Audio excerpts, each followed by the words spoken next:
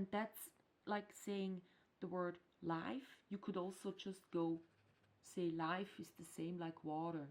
We consist of 80% water. That's life in our universe. That one is the most interesting to me. Umlauf.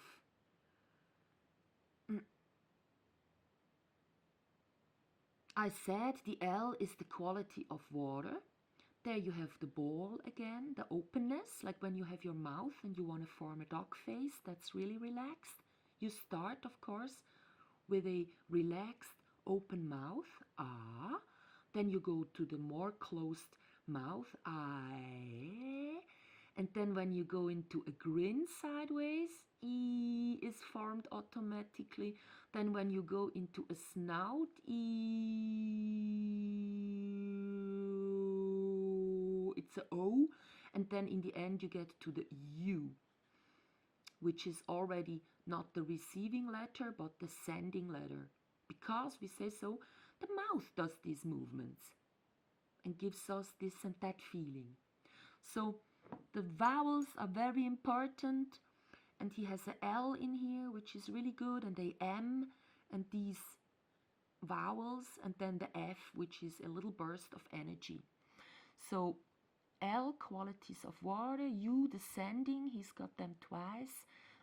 Is good feelings, like when you in the old age had a horse, you had a saddle and you sat there and it would get you through the day, carry you wherever water or food would be.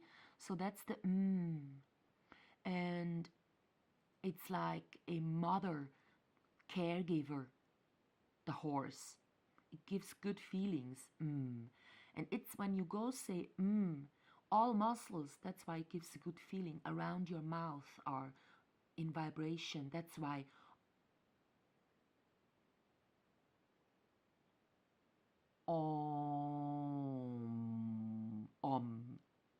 needs these two letters. Om. Is the O of the French bon. C'est bon. That's good in French. In Om, how is it written? With a ding and with a point. At least that's how it's formed in our mouth. So the M is very relaxing, and it's also in the Om, therefore. So when saying names, of course, it's not just about the vowels, what kind of feeling is derived from the names. It's really about the meaning, the label. So when you have me no win, for example, me no win, I don't win, or me now in, I wanna get in. Or it could also be meow, like the meowing of a cat when the N isn't forced that hard. Okay? So a cat in heat meows, or when the cat talks to humans. They have learned that we make noises, so the noises a cat can make, they kind of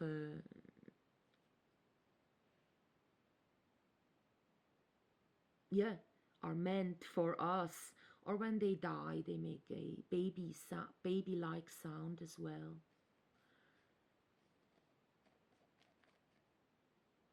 So the Menowin is all about see me, and somebody who wants to be seen cannot win. If you want to be heard, you can't sing. Singing is about enjoying the own sounds you make, and not about can you hear me, because can you hear me is about screaming. People that want to be heard, they tend to scream when singing. I do so often, so I should know. So about the sounds now, we talk because they create the frequency that create an emotional room, and that's always happening when language is spoken. And some things that are within words, like class has the class in it, what good class something has, but things that we don't, when we don't analyze, when we just listen to the word, we might also hear las, let. In German, this would be don't do anything, implying to be lazy. So when we hear things, it's also about what we cannot. Here it says a wrong word. It's more to do with analyze.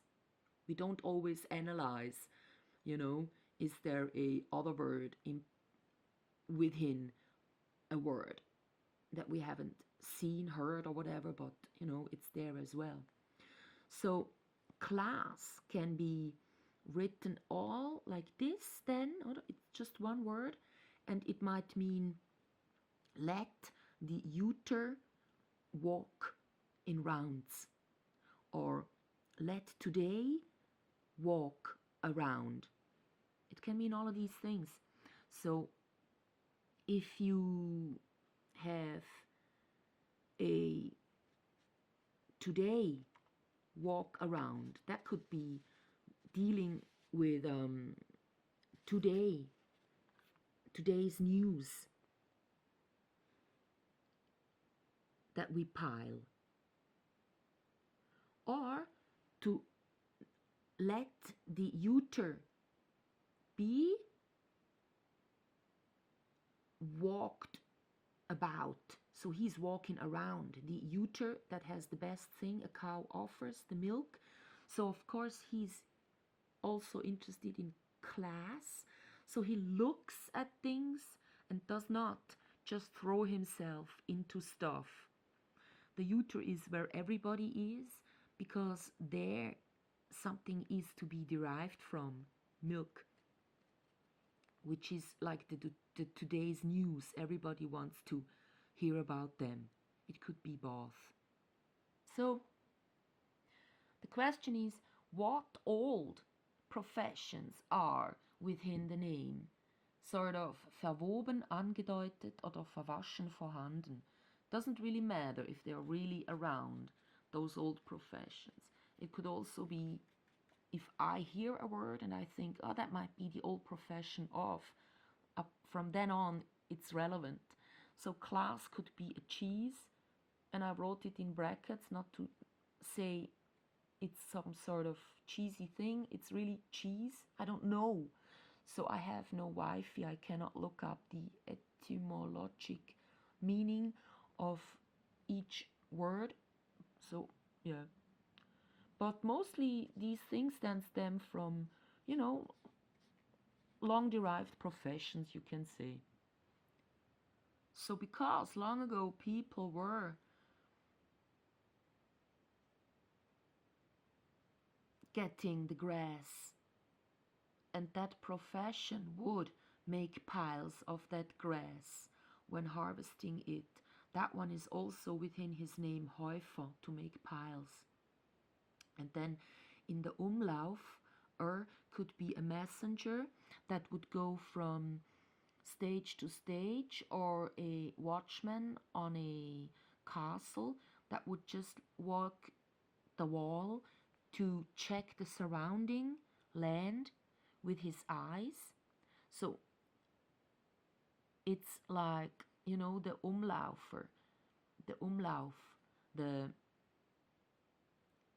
either get things in circulation or yourself walking in circles. That's what you do on a castle when you check the area. That one might be buried within these words. But it is a visual thing, because you check the surrounding with your eyes. You don't really do something with the surrounding. So now that he's in the visual television business, that one, could also be me just, But then there is Umlauf, That's a nasty inflammation of the nail, the skin around the nails. So the guy on the castle is kind of looking for intruders, and this inflammation is something nasty too. It's something that burns as well, just like a intruder burns. You don't want the intruder. Asleep or stressed out because multitasking, then it happens quite often that things that people say to you are misunderstood by you. But what the people told you and what you think they told you are kind of sounding similar because the same sounds are used. And it also makes a difference what hidden meanings might be in your name, because they also, in our world, the hidden meanings have a root. And if they sound similar, you know, the misunderstanding thing here, then of course you could have accumulating both meanings within your name.